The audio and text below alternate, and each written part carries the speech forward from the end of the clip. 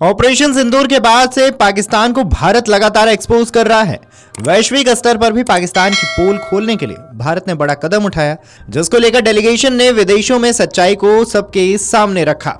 अब प्रधानमंत्री नरेंद्र मोदी ने मंगलवार को अपने निवास पर 7 सर्वदलीय प्रतिनिधि मंडलों के सदस्यों से मुलाकात की है। ये सभी ऑपरेशन सिंदूर के तहत कई देशों में गए थे। प्रतिनिधि मंडल के सदस्यों ने प्रधानमंत्री को अलग अलग देशों में हुई अपनी बैठकों के बारे में जानकारी दी है।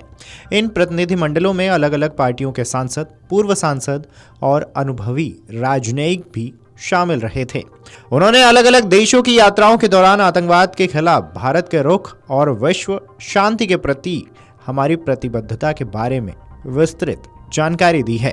केंद्र सरकार पहले ही इन 7 प्रतिनिधि मंडलों के काम की सराहना कर चुकी है। इन प्रतिनिधि मंडलों में 50 से अधिक लोग शामिल हैं, जिनमें ज्यादातर मौजूदा सांसद थे। इन प्रतिनिधि मंडलों में पूर्व सांसद, पूर्व राजनयिक भी शामिल रहे थे।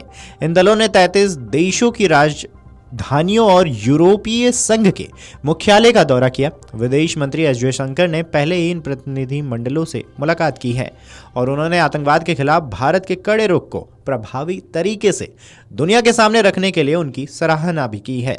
4 प्रतिनिधि मंडलों का नेतृत्व सत्तारूढ़ गठबंधन के सांसदों ने किया, जिनमें 2 बीजेपी के, 1 जेडीयू के और 1 शिवसेना के सांसद शामिल रहे थे।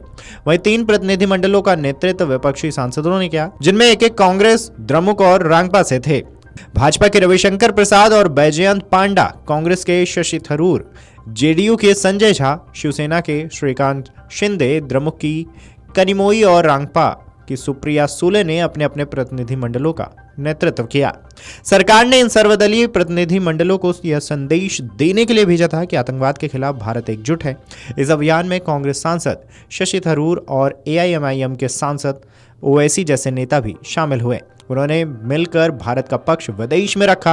प्रतिनिधि मंडलों में शामिल प्रमुख पूर्व सांसदों में पूर्व केंद्रीय मंत्री गुलाम नबी आजाद और सलमान खुर्शीद भी थे। दक्षिण कश्मीर के पहलगाम में बीते 22 अप्रैल को आतंकवादी हमला हुआ था, जिसमें 26 निर्दोष लोगों की बेरहमी से हत्या कर दी गई थी। इनमें अधिकांश पर्यटक शामिल थे। इन लोगों की हत्या करने वाले पहले ही आतंकवादियों ने इनकी धर्म की पहचान की थी। इस घटना के करीबन 2 हफ्ते बाद भारतीय सशस्त्र बलों ने ऑपरेशन सिंदूर शुरू किया था। इस सैन्य अभियान के तहत भारतीय सशस्त्र बलों ने पाकिस्तान और पाकिस्तान के कब्जे वाले कश्मीर यानी कि पीओके में आतंकी ठिकानों को निशाना बनाया।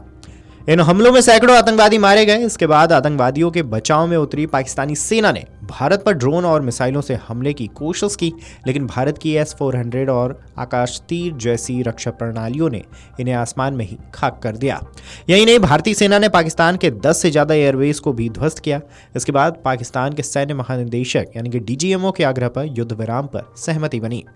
बता दें कि प्रधानमंत्री नरेंद्र मोदी के नेतृत्व वाली सरकार ने ऑपरेशन सिंदूर आउटरीच कार्यक्रम शुरू किया था। इसके तहत कई सर्वदलीय प्रतिनिधि मंडलों को दुनिया के विभिन्न देशों में भेजा गया, ताकि वैश्विक स्तर पर पाकिस्तान को बेनकाब किया जा सके। इनमें भाजपा सांसद रविशंकर प्रसाद के नेतृत्व वाला सर्वदलीय प्रतिनिधि मंडल भी शामिल रहा था। इस प्रतिनिधि मंडल ने कई यूरोपीय देशों की यात्रा की और यूरोपीय साझेदारों के साथ भारत के संबंधों को मजबूत करने के उद्देश्य से यात्रा के बाद भारत लौटा।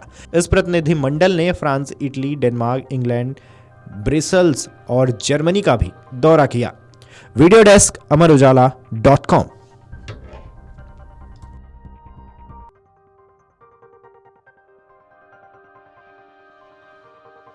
अगर आप ये वीडियो YouTube पर देख रहे हैं तो हमारे चैनल को सब्सक्राइब कर बेल आइकन दबाएं और Facebook पर देख रहे हैं तो हमारे पेज को लाइक करें।